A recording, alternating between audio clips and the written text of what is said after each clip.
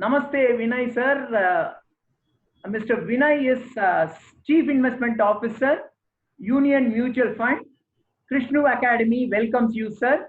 On behalf of Krishnu Academy, I welcome Mr. Vinay, and he is having a 16 years experience, and he is a CFA by education, and he manages more than 4,000 crores, and many awards he has won. Awards are so much, it will take at least 30 minutes for me, but I will say few awards he has got it. He is ranked number 4 fund manager, Outlook Business Value Research Study for 10 years performance in February 2020, recently. And he is there in Union Mutual Fund since 3rd April 2018. And he manages the fund, large cap fund, multi cap fund, Union long term equity, which is ELSS fund, is managed by him. Then Value Discovery is managed by him. The Value Discovery fund, which he manages, ranks last 1 year 5th rank out of the last total 17 funds available in the Value Discovery category. And same way, the multi cap fund, which he manages, ranks 22nd out of the 55 funds. Mainly large cap, which he manages, got very good ranking of 39 out of the 107, which has come up in a very big way, thanks to Mr. Vinay and the way he manages in a differently. That is, normally people manage in one strategy they follow. The main reason for me calling Mr. Vinay today is his fair value approach, which is different from others. Sir, can you give me, by way of good presentation, that how fair value approach is superior when compared to the others? It's on to you, sir. Sure. Thank you, Ramesh ji, and a warm welcome to all the audience on your channel.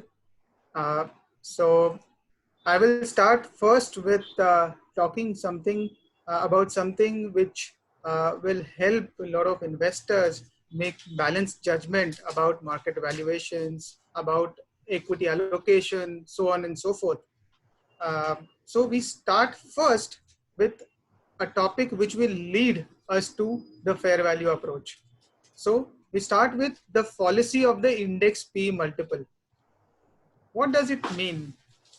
It simply means the most popular metric used by most investors and strategists and asset allocators and IFIs to judge whether markets are cheap or expensive is the index P multiple. So they would look at, for example, the Nifty P multiple today, and they would compare how this has been over the last 10 years or 20 years, and then judge whether today's multiple is cheap or expensive, and then make their allocation to equity. And this is what we want to highlight is one of the biggest mistake any investor or allocator can do.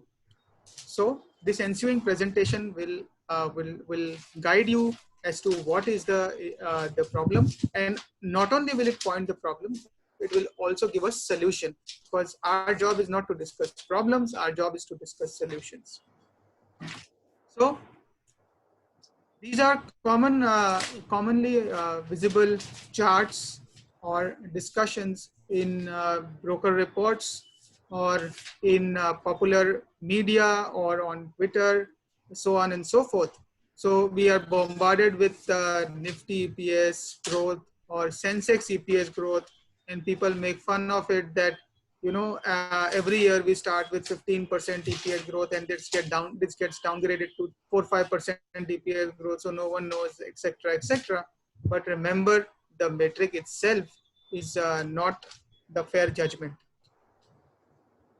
So what is the issue? Let's start first with the brief reasons for this entire fallacy.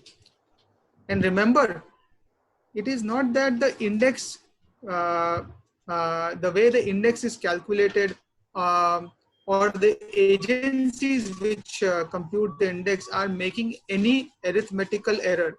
That is not the case. They are perfect and accurate in the way they calculate the P multiple. It is the interpretation and the judgment from that interpretation where the entire error lies in. And there are three reasons for this entire fallacy. First is index arithmetic. Second is constituent changes. And third is sum of the parts valuations. We will go step by step and discuss each of these three reasons. The first is index arithmetic. So let's start with an example. Imagine there was just a two-company index. One, a bank, which normally trades at 10 PE multiple, and second is an FMCG company, which would normally trade at a 50 PE multiple. The index profit in this scenario is the aggregate profit of both these companies. The index market capitalization is the aggregate market capitalization of both these companies. If you look at some of the data of this example, it would appear like this. Year one is the base year, and year two is the year in which changes happen. So in the base year, the FMCG company has, let's say for example, 10 crores of profits. Since it trades at a 50 PE multiple, the market capitalization is 500 crores. The bank, on the other hand, enjoys a profit of 50 crores, but it gets a PE multiple of 10 times, and hence it enjoys a market capitalization of 500 crores. As you can see, index level aggregate profit is 60 crores and index market capitalization is 1000 crores. And we can see the index P multiple is 16.7x. Now, look at what happens in the year two, or the year in which the changes happen. This 10 crores profit of the FMCG company has increased to 15 crores. It's a 50% increase in profits. Now, P multiple remaining the same, market capitalization also goes up. And now if you look at the aggregate numbers, the index market capitalization has gone up to 1250 crores and the index profits have gone up just to 65 crores. So the profits have increased at just 8%, whereas the market capitalization of the index has gone up by 25%. To a person who is analyzing the index, he would imagine that index has run up ahead of fundamentals, right? 8% earnings growth and 25% index price change, which means the index P multiple has gone up by 15%. So index has re-rated. Valuations have gone up. Remember, this is just an illusion. We will see why it is an illusion once again. On the other hand, in scenario 2, here nothing else changes except bank profits increase by 50%.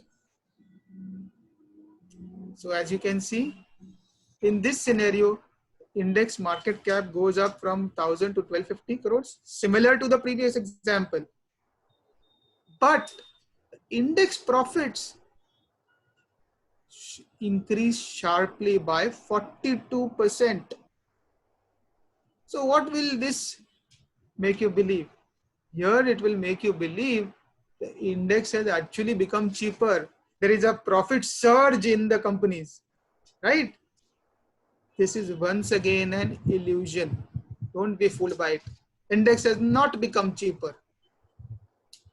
So this is what we mean by the index arithmetic problem. The index providers are not incorrect in the way they are calculating it. As I said, they are precise, they are correct. It is the interpretation where the entire problem lies. Now, we introduce you to the fair value approach as promised earlier. So what is this fair value? Simply put, it's a product of earnings or book value with the fair value multiple. In the above example, so the examples which we've just discussed, imagine that the FMCG company's fair value multiple should be 55x, and assume that the fair P multiple for the bank is 9x. Once again, these are hypothetical examples.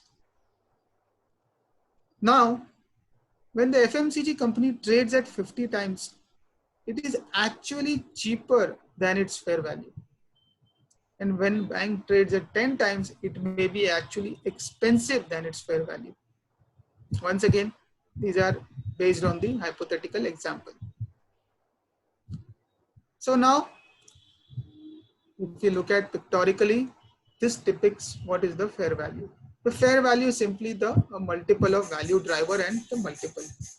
Now we are talking about what is this multiple or the fair value multiple dependent on. The fair value multiple is dependent on 4 factors. One is return on equity. Second is growth in the value driver. Third is risk-free rate of return. And fourth is the riskiness of the underlying cash flow. Like for example, an FMCG company's cash flows would be far less riskier than an airline company or a construction company. So if you look at all of these 4 factors, all of these 4 factors are very different for different companies, which brings in a unique fair value multiple for each and every company. Just like no 2 persons will have a same fingerprint, no 2 companies will have a same multiple. But companies in similar sector will have multiples which are much closer to each other than companies in different sectors. Now, just to continue with our previous example, where we left the previous example with a problem that index can often appear to be cheap or expensive, and we said that we will look at fair value approach to see what is the solution to that. So if we now look at the same example along with the fair value multiple, we can see that FMCG company whose fair value would be 55x should trade at 550 crores in the base period, and the bank should trade at 450 crores. Thus, the fair value of the market should be 1000 crores and the market cap is also 1000 crores. So market is roughly similar. It's fairly valued. One company is slightly overvalued, one company is slightly undervalued, but the aggregate market is fairly valued. Now, in the year 2, which is the year of change, we have seen FMCG companies' profit increase by 50%. So if you look at this profit after tax, it has gone up by 50% compared to the base period. As a result, FMCG companies' market cap goes up, and the fair value also goes up. And if you look at it, while the index P multiple goes up, index price to value has actually fallen. Why would that happen? So I will give you a simple analogy. If you are if you mix a glass of cold water and a glass of hot water, there will be a resultant blend of hot and cold water, where the temperature will be somewhere in between. Now, if in this mixture, if you add more of hot water, the blend would become hotter. And if in this mixture, if you add more of cold water, the mixture would become colder. However, in this coming back to our previous example, if the index, which is a blend of 2 companies or multiple companies, if cheaper companies see a higher growth in their underlying profits and as a result fair value, their representation in the index goes up, and hence on a blended basis the index should become cheaper. So intuitively, if the cheaper company grows faster, index, which is the blend of both should become cheaper. So intuitively the index should become cheaper, and actually, as you can see, the fair value has become cheaper. But if you look at the P multiple, it would make you believe that the index has become expensive. So you can get very contrarian outcomes purely because of the illusion of index arithmetic. Similarly, in scenario 2, as you can see in the original example, we said the bank should trade at 9 multiple, but it actually trades at 10. So it is actually an expensive stock. Now, when the expensive stock sees a faster growth in its profits, and as a result, faster growth in its fair value, the representation of expensive company has increased. And as a result, price to fair value has actually gone up. So market has become slightly more expensive. However, as I said, look at the P multiple, it would make you believe otherwise. So all of this is, theoretical. A lot of people would say, does it happen in real world? Now, if you look at the next slide, you will realize what has happened in the real world. Most of us have been discussing and spending hours debating that from 2012 to 2020, just before the market fell due to the virus fears, the markets were actually trading at a very high P multiple. And the reason people were saying is that if you look at Nifty profits, the growth in Nifty profits was abysmal. It was in mid-single digits. So the conclusion which most of the strategists were having is that corporate India is not growing. It's not doing well. But that was not the case.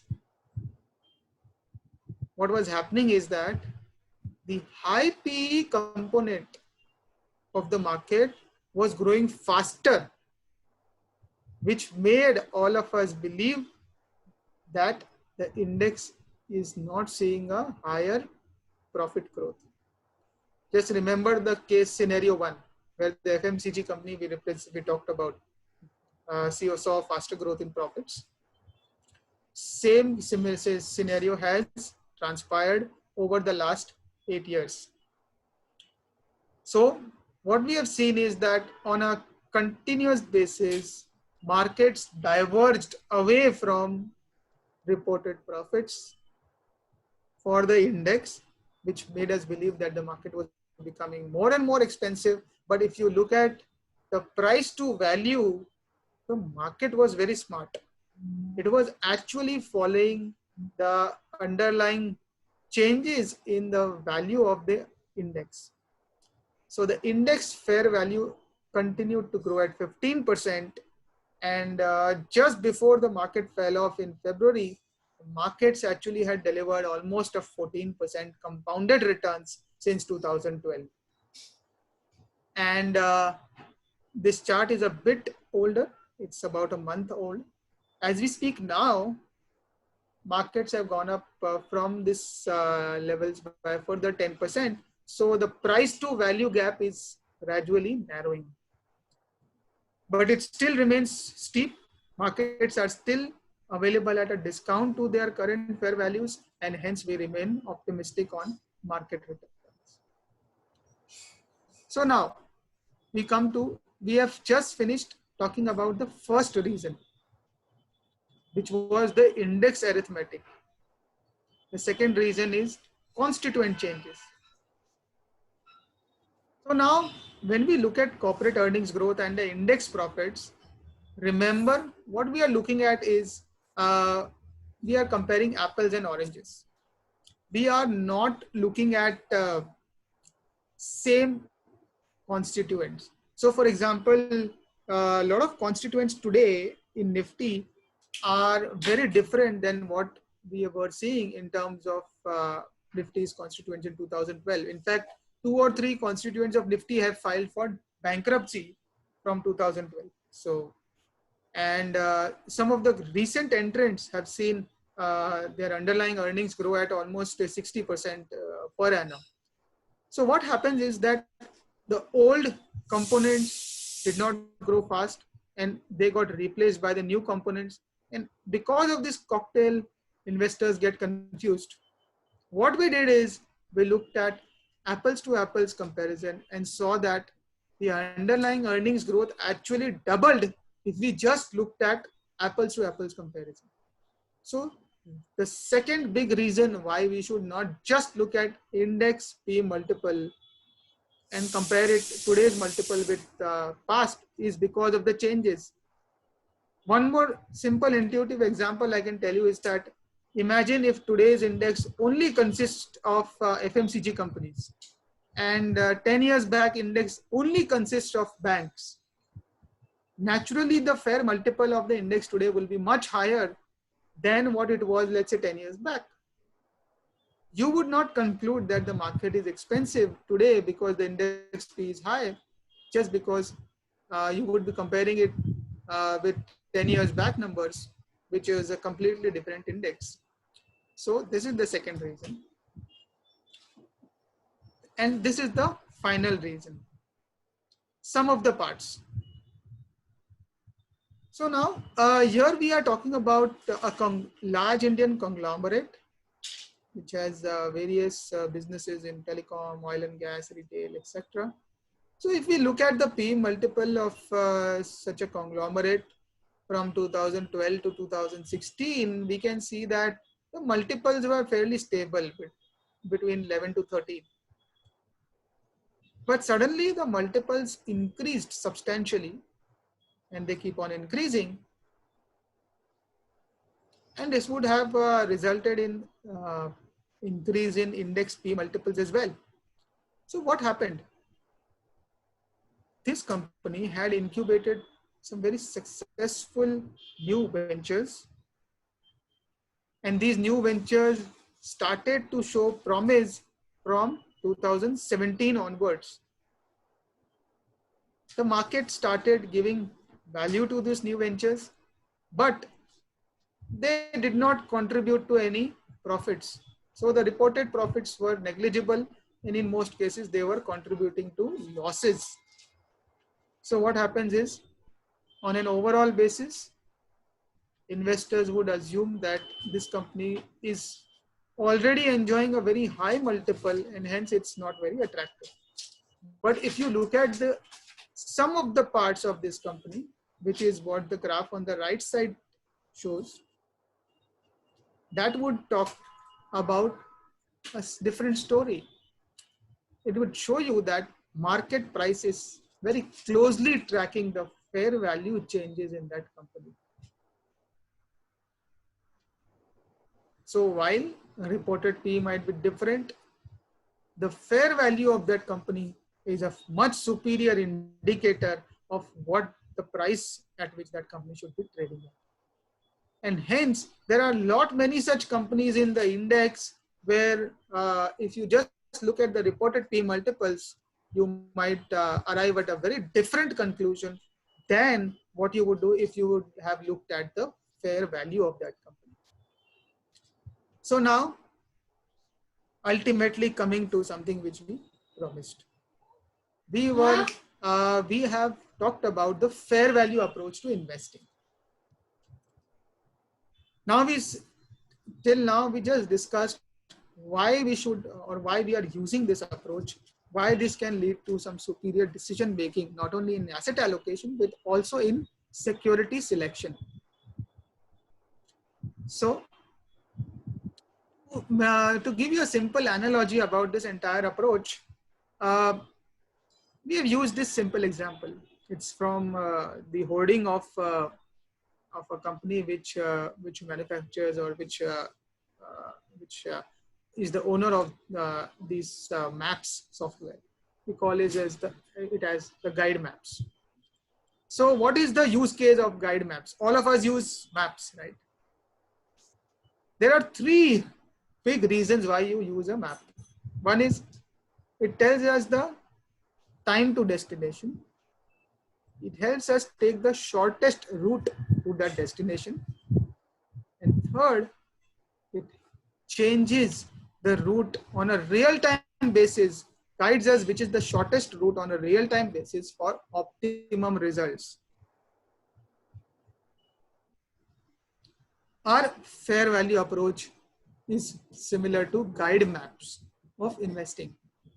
So if you just look at the comparisons, the guide maps tell us about the time to destination. The fair value approach talks about the expected returns. So that's the analogy. Guide maps talk about the shortest route to destination.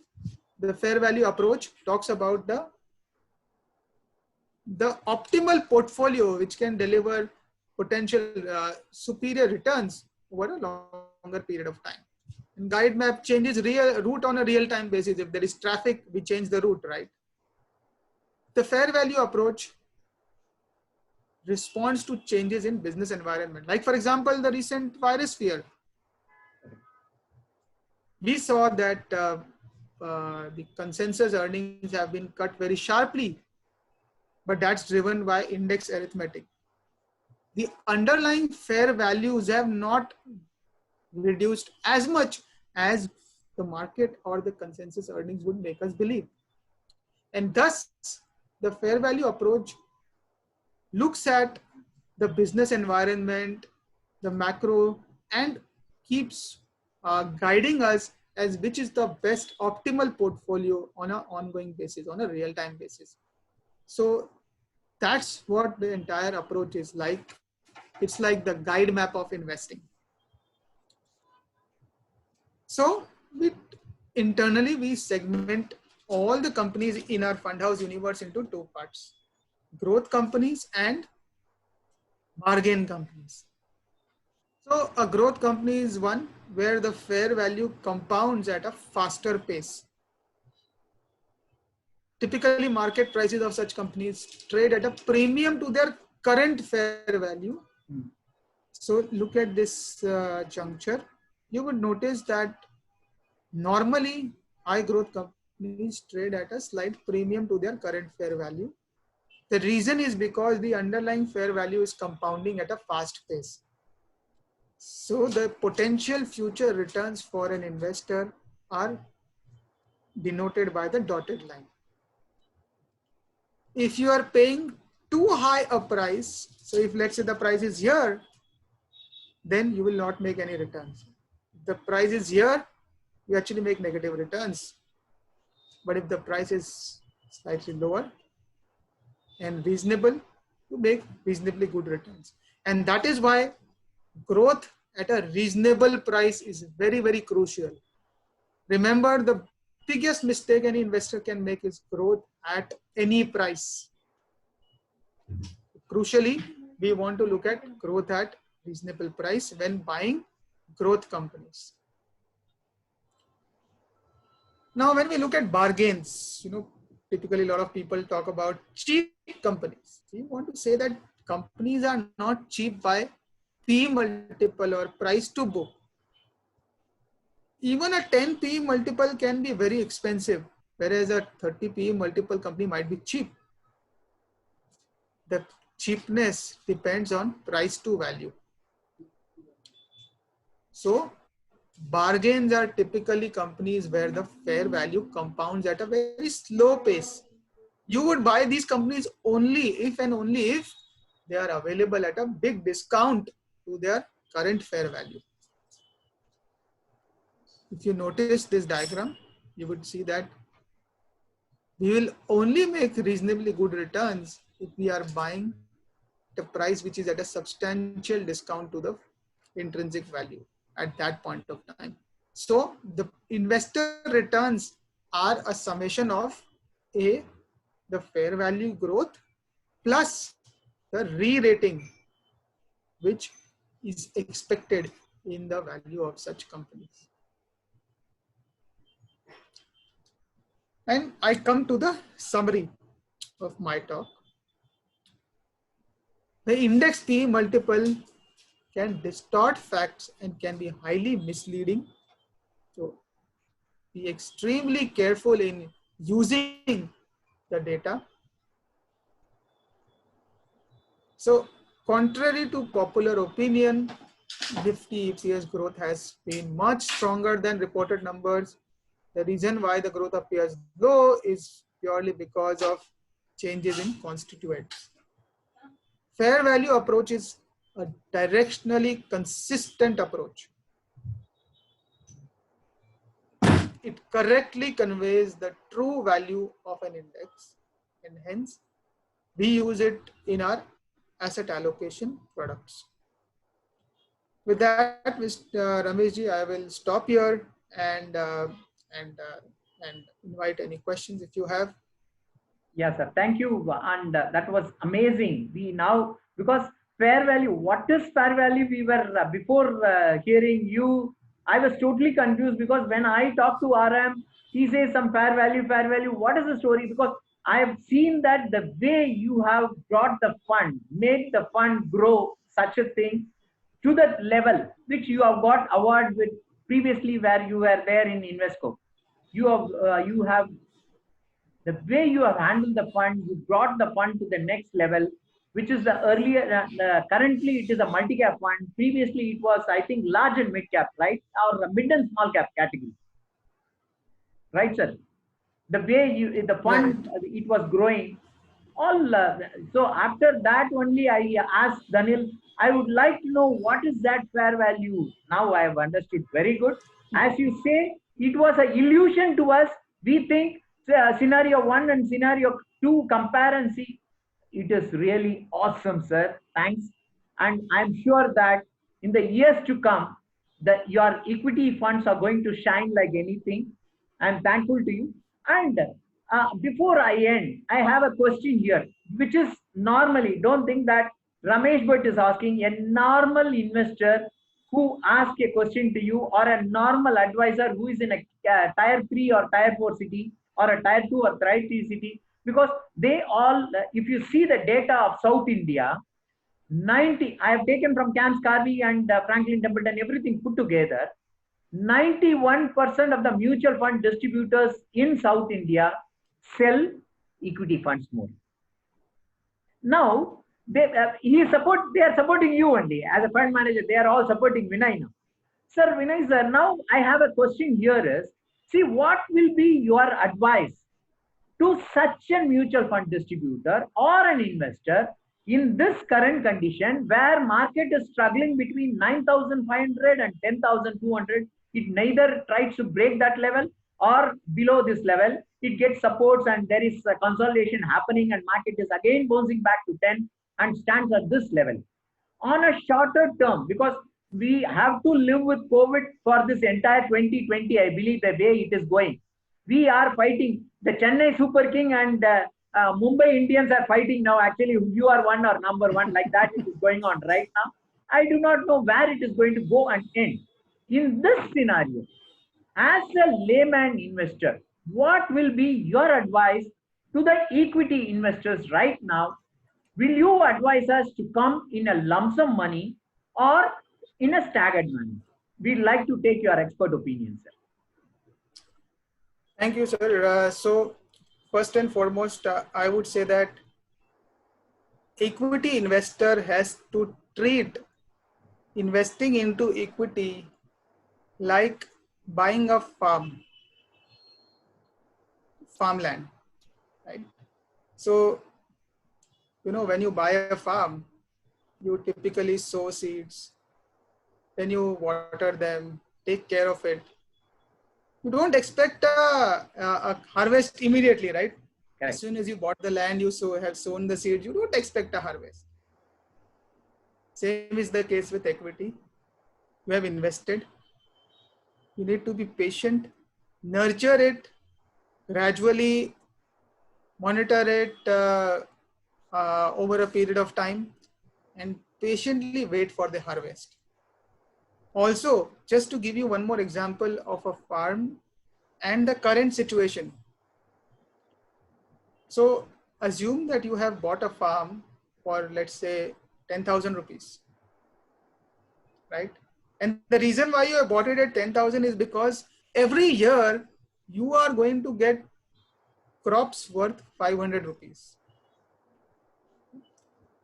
So this year you get 500, next year you get, let's say, 505 because of inflation. Next year, the year after that, you get 510, so on and so forth. Every year you will get crops, right?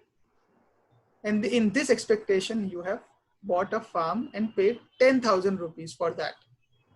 Now, in this first year of buying, immediately there is a cyclone and there is a pest attack.